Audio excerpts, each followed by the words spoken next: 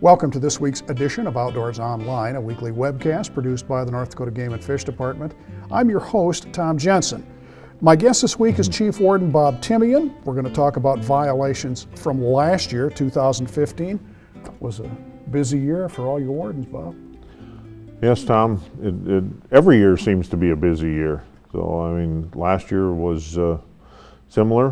We did see a small decline in citations from our high in 2014, but I don't think that was an indication of anything's come off. It's just some other factors involved there.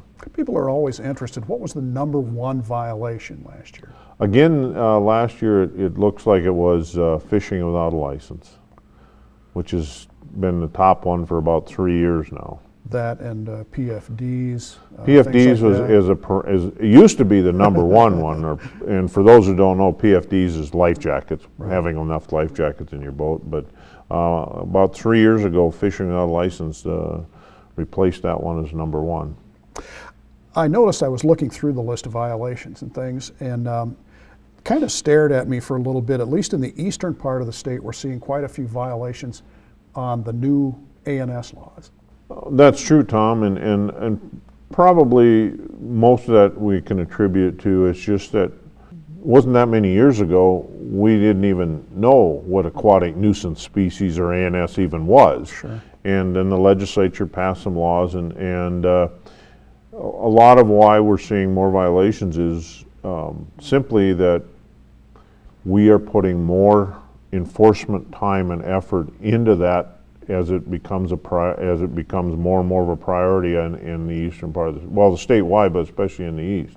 So, like a number of these violations, you may see increases or decreases in a particular type violation may be attributed to nothing more than changing priorities for enforcement. There for a while we were seeing quite a bit of trouble on our department's wildlife management areas across the state. Mm-hmm. There was no particular geographic region, just in general. Are we still having problems? Yes, and I would say the ones in the west are having more issues. We've had more issues on those than we've had in some other areas.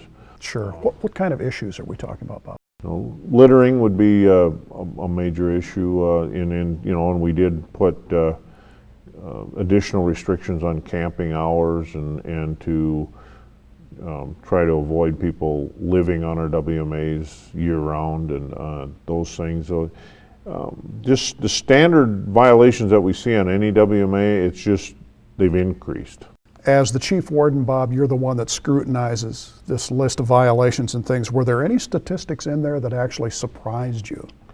I don't know if surprise would be quite the right word, Tom, because I kind of knew it was coming. Because some of these areas you see that as the year goes on, I hear from the supervisors and the wardens in the field, what's going on in the field, and one of the areas that was the area itself was kind of surprising was illegal night hunting, or what's commonly called shining.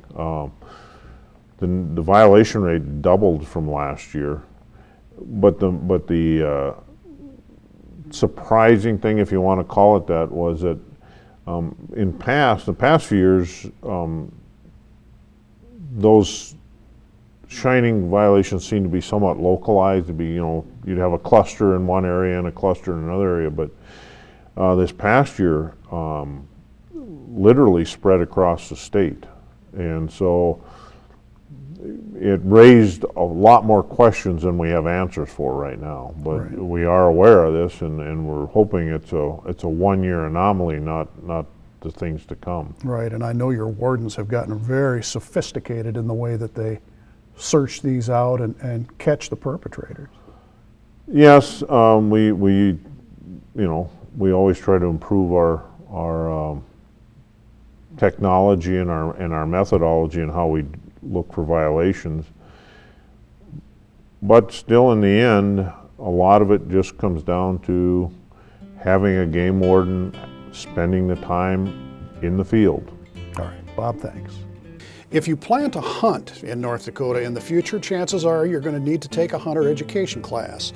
The course is mandatory if you were born after 1961.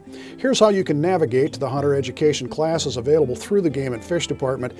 First, go to the Game and Fish website at gf.nd.gov. In the upper right corner, you're going to find hunter education classes. Click on that, and you'll find a list of all the classes being offered across the state. If you find one that suits your needs, click on Enroll, and you're good to go.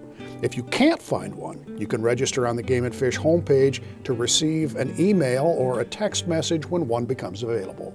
For Chief Warden Bob Timian and the rest of the staff here at North Dakota Game and Fish, thanks for joining us for Outdoors Online. We'll see you again next week.